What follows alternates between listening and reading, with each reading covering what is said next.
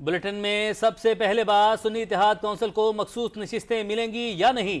मुकदमा हतमी मरहले में दाखिल हो गया। जस्टिस अतर मिनल्ला ने कई सवालात उठा दिए। कहा इलेक्शन कमीशन ने अदालती फैसले की गलत तशरीह करके एक जमात को इलेक्शन से बाहर कर दिया। क्या हम नजरिया जरूरत को दोबारा जिंदा कर दें? आइन की संगीन खिलाफवर्जी साबित हो चुकी, क्या इसे दुरुस्त करना हमारी जिम्मेदारी नहीं? ये सादा अपील नहीं, अवाम के हुकूक का केस है। अटॉर्नी जनरल ने दलाइल में मौकिफ अपनाया। सुप्रीम कोर्ट मुकम्मल इंसाफ के लिए आर्टिकल 187 में नहीं जा सकती। अदालत से जेरे गौर मामले तक ही रहे, जिस पर जस्टिस मंसूर अली शाह बोले आंखें बंद नहीं कर सकते। ये किसी पटवारी के अराजी के तनाजे का केस नहीं जो अपील तक महदूद रहे। अगर पूरी तस्वीर न देख सके तो फिर मुकम्मल इंसाफ के इख्तियार को क्या करना है?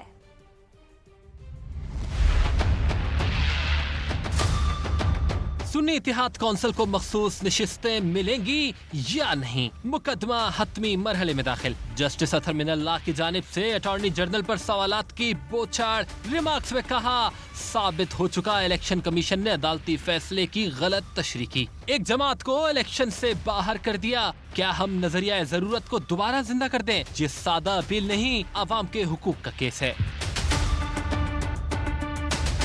अटॉर्नी जनरल मंसूर उस्मान ने दलाइल में मौक़िफ़ अपनाया। सुन्नी इत्तेहाद कौंसिल ने पेशावर हाई कोर्ट का फैसला चैलेंज किया है। अदालत अपने सामने ज़ेर इल्तिवा मामले पर ही मुकम्मल इंसाफ की तरफ जा सकती है। जो मामला सामने ही नहीं, इस पर आर्टिकल 187 का इख्तियार इस्तेमाल नहीं हो सकता। इस पर जस्टिस मंसूर अली शाह ने रिमार्क दिए, हम आंखें बंद नहीं कर सकते। सबको पता है इतने आजाद उम्मीदवार पीटीआई से वाबस्तगी दिखाकर कामयाब हुए। ये किसी पटवारी के अराजी के तनाजे का केस नहीं कि अपील तक महदूद रहें। अगर पूरी पिक्चर न देख सके तो फिर मुकम्मल इंसाफ के इख्तियार को क्या करना है? जनरल ने अपने इख्तितामी दलाइल में मौक़िफ़ अपनाया। आजाद उम्मीदवार सुन्नी इत्तेहाद कौंसिल के बजाय पीटीआई में जाने की दरखास्त देते, इलेक्शन कमीशन दरखास्त मुस्तरद करता तो वो सुप्रीम कोर्ट आ जाते। सुन्नी इत्तेहाद कौंसिल को मखसूस नशिस्तें नहीं मिल सकती।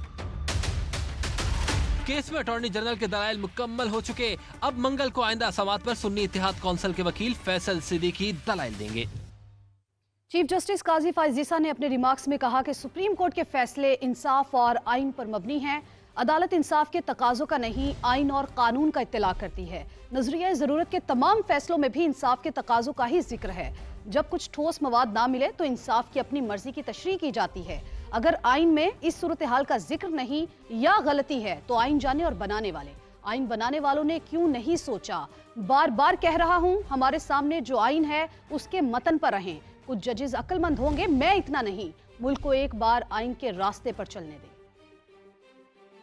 Now, read all the judgments of this court which introduce the doctrine of necessity, and all of them rely upon the justice principle. Every judgment has been based on premised. If they had simply followed the constitution and said this is not permissible, you cannot take over, you cannot send elected representatives home, that would be the letter of the constitution. I'm not even going to the spirit of the constitution.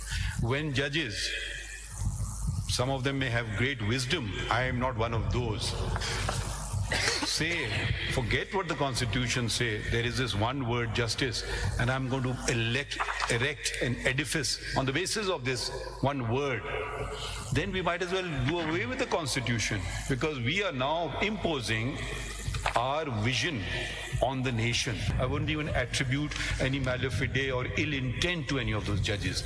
They genuinely believe that. I don't want let's Pakistan go on the constitutional path for once.